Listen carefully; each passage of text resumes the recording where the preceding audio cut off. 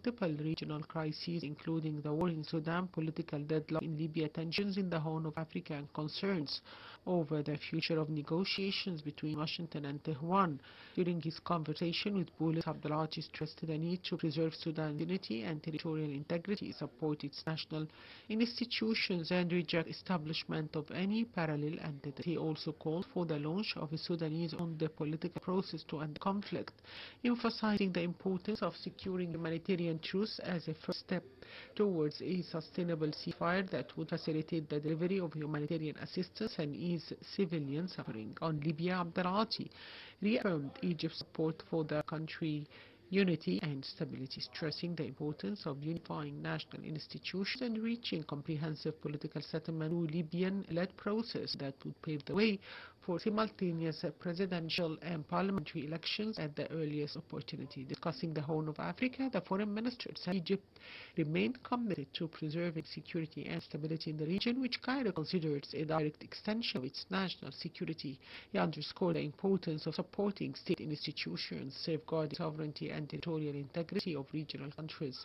Abdulati also raised the water security issue and describing it as very important and stressing the importance of respecting international law and avoiding unilateral measures. In a separate phone call with Gamal, the EU's High Representative for Foreign Affairs and Security Policy, Abdulati reviewed developments in ongoing US-EU negotiations and the impact of recent regional tensions on diplomatic process.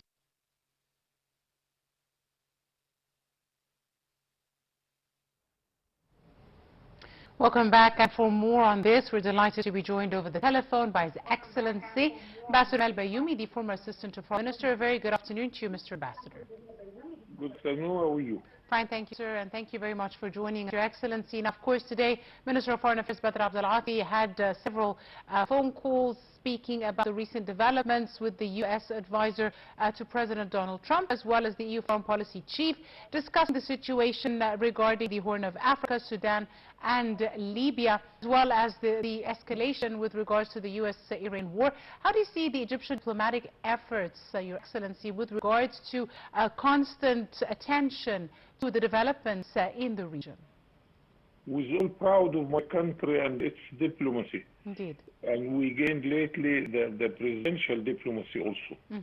I see that our president and our foreign minister can talk to anybody in the world. And Cairo is rare that I don't recall a country which doesn't have an embassy in Cairo. So we have very good foreign relations with everybody. So we can talk to the American, we can talk to the European, to the Russian, the Chinese. And the wonderful thing that our president received a couple of times phone calls from the president of Iran while we are condemning the Iranian attack against the Arab Gulf territory. So this is a very clever diplomacy, very active diplomacy.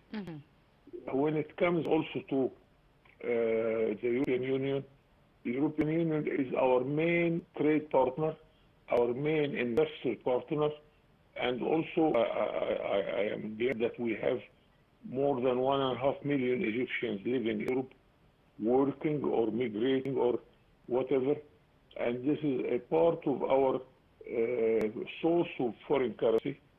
Lately, a couple of days ago, I read in 1 year, our citizens abroad, they transferred to Egypt more than $45 billion. Yes. This is an enormous sum. And this is the result of very good relations with the whole world. Indeed. And it is very active policy. Indeed. Now, Your Now Excellency, we are using this to help bringing peace to our area, because the whole world is not in good health. We have problems with Ukraine, we have problems between China and its neighbors, we have problems between the United States and its own alliances in NATO, whether European or else. In our area also, we have problems in Syria, in Lebanon, in Palestine. Libya is not in good health. Sudan is divided. So we want to face all of this. And thank God, still Egypt and some Gulf countries are still standing on very solid feet. Absolutely. So we can use for our own benefit and bring peace to our area also. Indeed. Your Excellency also, the Minister of Foreign Affairs, stressed the issue of preserving Sudan's unity and territorial integrity, supporting its national institutions, and the rejection of the establishment of any parallel entities. How important do you see the Egypt stance in this regard, sir? Sudan is the most important neighbor of Egypt, and I am from the generation who saw Egypt and Sudan under one kingdom. Farouk was the king of Sudan and Egypt. And even during the revolution of '52, in my university, Alexandria University, the head of the student union, it was Muhammad Abdelaziz. He was Sudanese. Yes. And he continued friendship with me. I saw him in Romania later on. But Sudan is very, very, very dear to us. Absolutely. And unfortunately, because some people are claiming that Sudan separated itself from Egypt because a mistake from our revolution or things like that. No, this is not true. Yes, indeed. Right, Your Excellency. I'm afraid we'll have to leave it at that. We have to go to a break. Your Excellency, Ambassador Gamal Bayoumy, former Assistant to Foreign Minister, many thanks, sir, for your time and your insight. Thank you. We'll take a short break and we'll be back. Do stay tuned.